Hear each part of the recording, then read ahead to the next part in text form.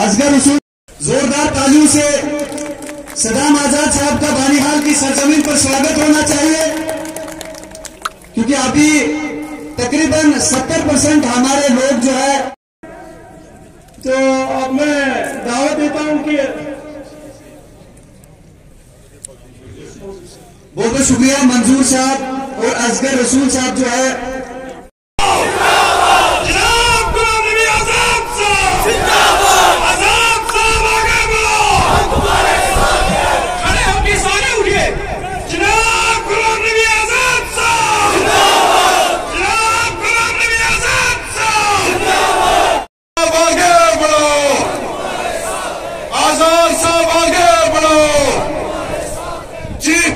कैसा हो? मेरे ये साथी लीडर यहां बैठे, मैं उनको मुबारकबाद देता हूं कि वो निकले और आप लोगों ने उनका साथ दिया, तो वो रुक गया। लेकिन जब भी इस रियासत को, जब भी हमारी अवाम को जरूरत पड़ेगी किसी भी कुर्बानी की, और इस कुर्बानी में मुझे बहुत सारे लोग कहते थे, यहीं के कुछ लोगों ने, इसी शहर के कुछ नासमझ लोगों ने मेरी आंखें खोली। उन्होंने कहा, और मैं समझता हूं कि अच्छा ही कहा, लेकिन उन्होंने अपने लिए मुसीबत लाई, बहुत बड़ी मुसीबत लाई। मैं अपने साथियों को हमेशा कहते कि बदले की कोई भावना नहीं रखता। मैंने जिंदगी में, मैं 5 मिनट में खत्म करने वाला हूं, आप अपनी आराम से, बहुत सारे लोगों को जो चिनाब वैली आमतौर पर और बानहाल की पहाड़ियों के पीछे, हर पहाड़ी के पीछे एक और बानहाल नजर आता है। मुझे एहसास कितना दूर दराज इलाका है, किन पहाड़ियों पे हमारे भाई बहने, कश्मीरी, गुजर भाई, हमारे हिंदू भाई जिंदगी बसर करते हैं। इसलिए मेरा सर झुक जाता है आप सबके सामने, जो सुबह 4 बजे से 5 बजे से अपने घरों से यहां पहुंचे, और रास्ते में जितनी रुकावटें हमारे हरीफ डाल सकते उन्होंने डाली,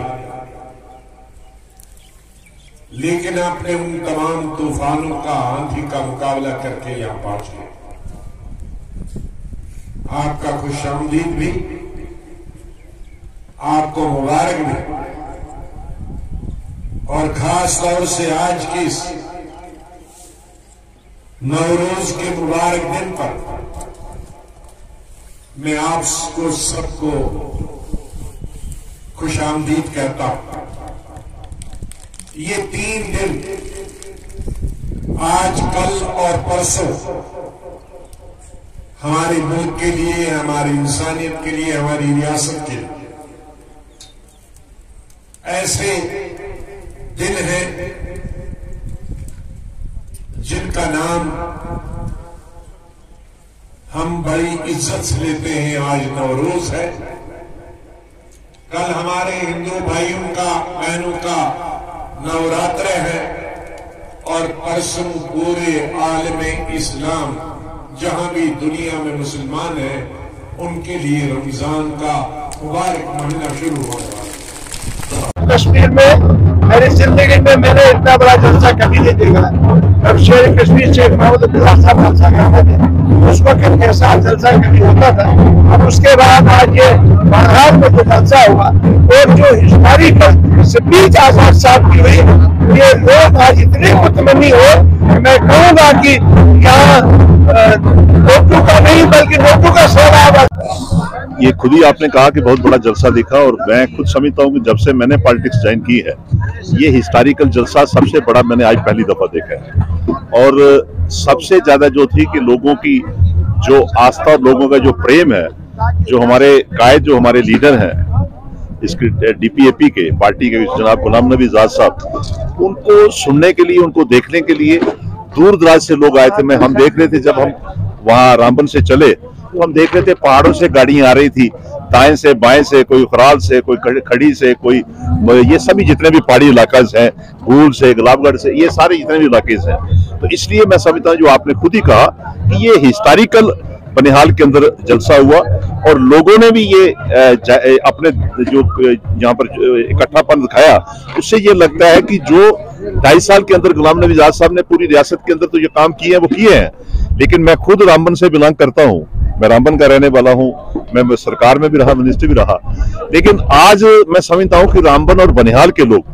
वो समझते हैं कि अगर गुलाम इस रामबन और बनिहाल को कहीं बाहर निकाला है, और हम समझते हैं कि यहाँ रामबन से चलते थे तो पत्नी टॉप तक हमारा लास्ट बाउंड्री पड़ती है, या फिर उस तरफ जब पुरानी डिस्ट्रिक्ट थी डोडा की, तो उस तरफ अगर आप डोडा की तरफ चले जाए ना आपको लेफ्ट साइड पे कोई रोड मिलती थी ना राइट साइड पे, एक ही हाईवे था। और मैं समझता हूँ कि जो उनके आजाद साहब ने अपने टाइम पे रामबन और बनिहाल वालों को, जबकि वहां के विधायक यहाँ पर उस वक्त यहाँ पर इलेक्टेड कोई बनिहाल का या रामबन का एमएलए नहीं था आजाद साहब के साथ, उस वक्त आजाद साहब जब चीफ मिनिस्टर थे 2002 और 2008 के बीच में, तो यहाँ से कोई एमएलए नहीं था आजाद साहब की पार्टी का। लेकिन आज आजाद साहब के लोग समझते हैं कि जो आजाद साहब की कंट्रीब्यूशन है, चाहे वो डिस्ट्रिक्ट हो, चाहे कॉलेज हो, चाहे जो बाकी चीजें हो, और आज आगे भी ये समझते हैं कि गुलाम नबी आजाद साहब रियासत के जब चीफ मिनिस्टर बनेंगे सबसे पहले वो बनिहाल और रामबन की तरफ उनकी नजर होगी। उस नजरिए से ये लोगों का जो आपने जमगढ़ देखा, जो लोगों का सैलाब देखा,